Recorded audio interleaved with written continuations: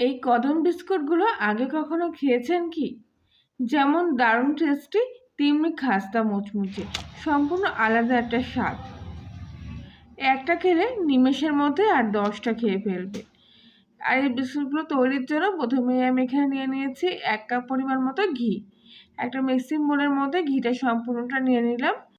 এবারে এর মধ্যে দিয়ে দেবো 1/2 কাপ পরিমাণ মতো গুঁড়ো করা চিনি। চিনির সাথে তেলটা খুব ভালো করে মিশিয়ে একটা পেস্ট তৈরি করে নেব। তবে চিনিটা এক্ষেত্রে অবশ্যই গুঁড়ো করে দেবেন, তাহলে খুব ভালোভাবে ঘিয়ের সাথে মিশে যাবে। দানা চিনি কিন্তু এখানে একেবারেই ব্যবহার করবে না, তাহলে সহজে সেটা মিশবেও না আর দানা ভাবটা থেকে যাবে। কিছুক্ষণ ধরে ঘিয়ের সাথে চিনির গুঁড়োটা মেশানোর পরে এরকম একটা ক্রিমের মতো পেস্ট তৈরি হয়েছে এটার মধ্যে। এবার আমি এর মধ্যে দিয়ে দেবো কিছুটা দুধ। এখানে আমি 1/2 কাপ পরিমাণ মতো লিকুইড দুধ নিয়েছি। এবারে দুধের সাথে বাকি মিশ্রণটা খুব ভালো করে এখানে মিশিয়ে নিচ্ছি। আপনারা এখানে দুধের পরিবর্তে জলও ব্যবহার করতে পারেন, তবে ভালো করে কিন্তু মিশ্রণটা এইভাবে একটু ফাটিয়ে নিতে হবে।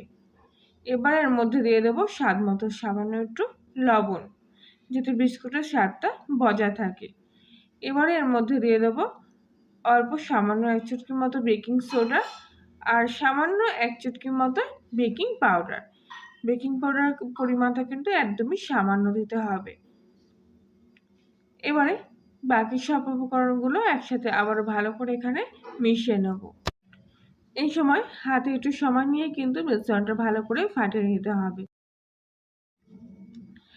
এই মিশ্রণটা যত ভালো করে ফাটিয়ে ক্রিমের মতো তৈরি করা যাবে, ততই কিন্তু বিস্কুটগুলো সুন্দর হবে আর ময়দার খামিটাও মাখতে সুবিধা হবে।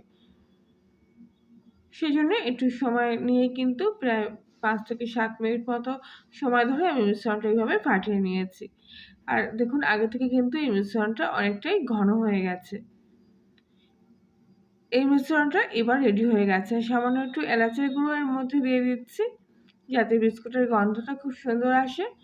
এবার এর মধ্যে দিয়ে দেবো 1 কাপ পরিমাণ মতো আটা। তবে আটাটা নেওয়ার আগে এইভাবে একটু চেলে নিতে হবে, তাহলে বিস্কুটের মধ্যে খুব সুন্দর একটা জালি ভাব আসবে। আর একসঙ্গে আমি কিন্তু সব আটা দিলাম না, প্রথমে অর্ধেকের একটু বেশি পরিমাণ মতো আটা দিলাম, তারপরে খুব ভালো করে মিশ্রণের সাথে আটাটা এভাবে মিশিয়ে নিচ্ছি। আর বাকি আটাটা পরে আমি এর সাথে মিশিয়ে নেব যদি আর প্রয়োজন হয়। ভালো করে এইভাবে চেপে চেপে মেখে নিচ্ছি। তবে দেখছি এই খামিটা কিন্তু একটু নরম ভাব আছে, সেজন্য এর মধ্যে আবার একটু সামান্য আটা আমি এর মধ্যে